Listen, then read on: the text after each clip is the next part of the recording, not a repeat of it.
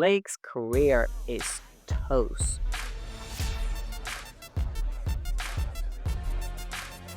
Hi, and welcome to Film Talk. I'm Kjersti Flaa, and here on my channel, I talk about my good and bad experiences in Hollywood and working as an entertainment reporter.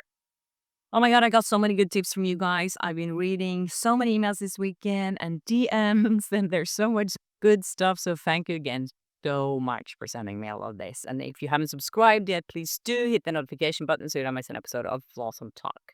Okay, so I thought I was done with this video, the dancing scene video. The one that went viral after it was released from Baldoni's team like a month ago or so now, and everyone was analyzing it and looking into it. And most of us were like, it doesn't look like there's anything wrong going on there. But apparently, according to Blake Lively's team, that even showed more the evidence that they were trying to prove in the first lawsuit. I spoke to some lawyers about this a couple of episodes ago. The fact is, she actually changed kind of what happened in this scene in her amended complaint. So now it looks a little bit different. And I talked to the lawyers I interviewed about that. If you missed that episode, I'll link it below. But what I wanted to talk about today is that I saw this intimacy coordinator that was mentioned in the amended lawsuits. She was mentioned there because she did an interview with the Hollywood Reporter where she talked about how Blake Lively had felt uncomfortable and how she could read that from the situation when she was watching the footage. So she said that the first thing is that he's trying to kiss her, and they clearly haven't discussed that ahead of time, and she keeps pulling away and clearly doesn't want to do that.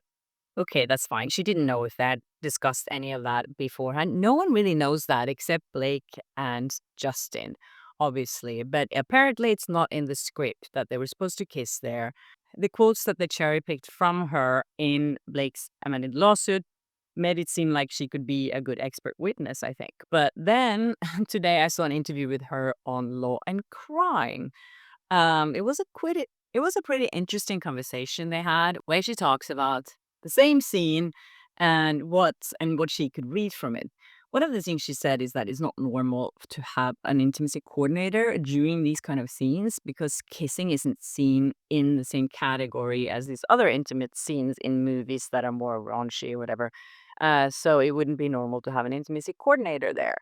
But she said that she could see that Blake felt uncomfortable, which is fine. I think also she was uncomfortable, and I think Blake Lively is uncomfortable most of the time when she has to be intimate with anyone. I think we've seen it when she's been doing interviews or with me, for example. It's like as soon as she feels something gets a little too personal, she starts joking and then she starts pushing people away.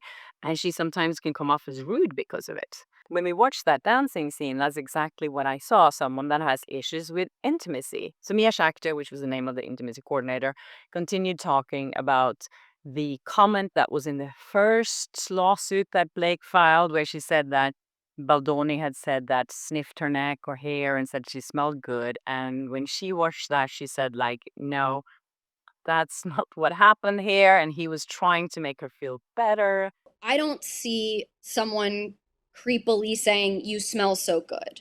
I do see her say, express what to me seems like a little bit of concern or insecurity about the smell of her body makeup and spray tan. And then I see him respond with what to me looks like he's just trying to assure her, no, it's no problem. It smells good.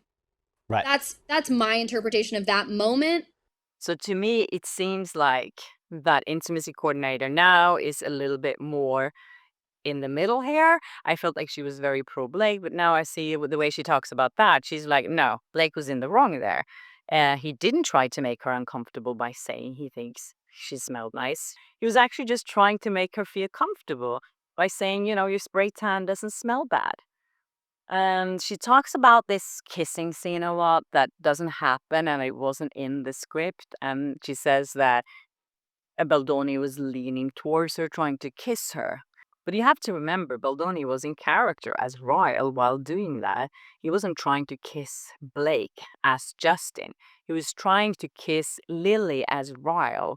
And they're even talking about how this scene is kind of a little bit of a game between the two of them, how she's pulling back a little bit. He wants, he's trying to flirt with her. He's trying to like, make her fall in love with him. And so he might try to kiss her, but he doesn't do it. He doesn't kiss her. And I don't know if Baldoni had that plan in his head that Ryan was trying to kiss her, or if he was actually going to kiss her, which is a different thing. And if he was trying to, or if he was going to kiss her, he could have done that. She pulls away a little bit, but then, she pulls closer again. But, anyways, this intimacy coordinator says that, if they would have a kissing scene there, they should have discussed that beforehand. None of us know if they actually did. It said in Baldoni's lawsuit that, her and Blake used to have a lot of meetings together and a lot of them at her house in New York or at her apartment in New York. And sometimes Ryan Reynolds would be there. So we don't even know if they ever talked about this, that he was going to try to kiss her. But at the same time, I feel like if you have to be that detailed about something, she signed up to be in a movie where she has these kind of scenes. And if it's a scene where they're supposed to fall in love and it says nothing that they have a kissing scene and he's kind of leaning and trying to kiss her, and that's, oh, I'm going to sue you over that. I mean, it's so crazy to me. So the same person who sent me that video, thank you so much for doing that, also sent me the video of Spidey, the behavioral artist who is so good at analyzing body language. I had him here on my channel a couple of months ago because he was analyzing my interview with Blake and Parker Posey back in August, and I really liked what he did, and he was so spot on. We're talking about how I must have felt and how I reacted in the situation, how they reacted in the situation. So when he was releasing this video a few days ago, I was like, yes, I want to see what Spidey has to say about this.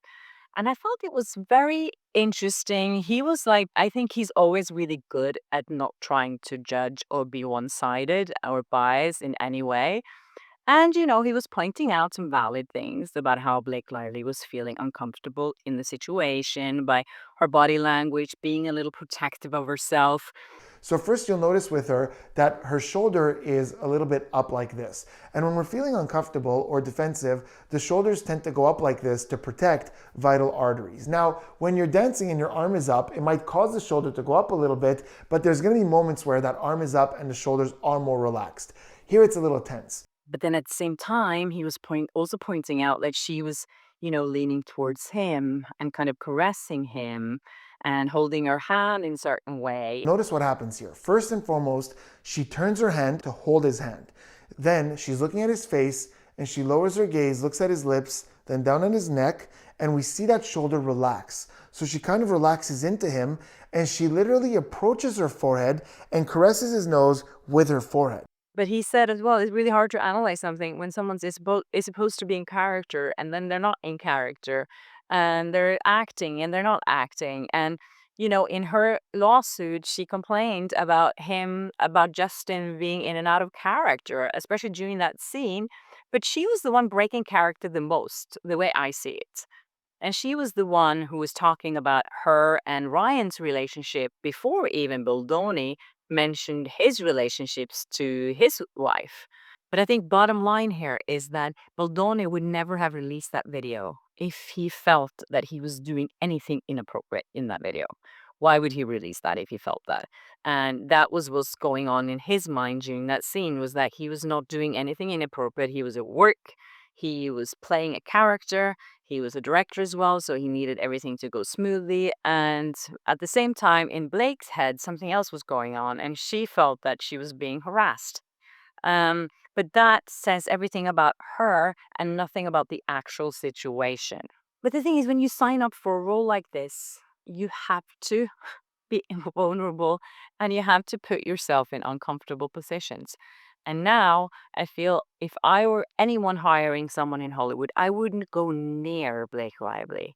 If you can sue someone over these kind of things about how you felt in a moment that had nothing to do with reality, who wants that? And it's not just a little lawsuit here, there's hundreds of billions of dollars. at play. Someone was actually saying exactly that on News Nation. One of you guys sent me this clip. There's an interview here with someone who says that Blake's career is toast. Lively finding work in the future. Yeah, well, I'm hearing not a lot of people want to work with her right now. Yeah. So there's a couple problems. Number one, people don't really like litigious people. Also, other actresses don't want to really work with somebody who could possibly get them fired, taint them, right, and get rid of their agent. Yeah. You can't blame people for not wanting to work with her anymore. And the fact that she's done all of these lawsuits and accused someone of all these things, at the same time, the way that she treated the budget of the movie and didn't care about anyone else's feelings, but her own feelings that are more important than everyone else's, doesn't really help either. Anyways, I found a list over other actors who hated each other when they did a movie together, but the movies turned out great and they didn't sue each other. We have Rachel McAdams and Ryan Gosling who hated each other when they did The Notebook. You have Richard Gere and Deborah Winger who hated each other when they did An Officer and a Gentleman. Really good movie. And then you have Patrick Swayze and Jennifer Grey who hated each other when they did Dirty Dancing. And you have Meryl Streep and Dustin Hoffman who hated each other when they did Kramer versus Kramer. Those are all really good movies, and the people in them hated each other, but they did not try to ruin each other's careers afterwards. Anyways, you guys, that's it from me on a Sunday. I hope you enjoyed this episode, and if you haven't subscribed yet, please do, and hit the notification button so you don't miss an episode of Flaa Talk. And yeah, thanks for all the tips. Keep sending them. I love you guys, and have a wonderful day until I see you next time. Bye.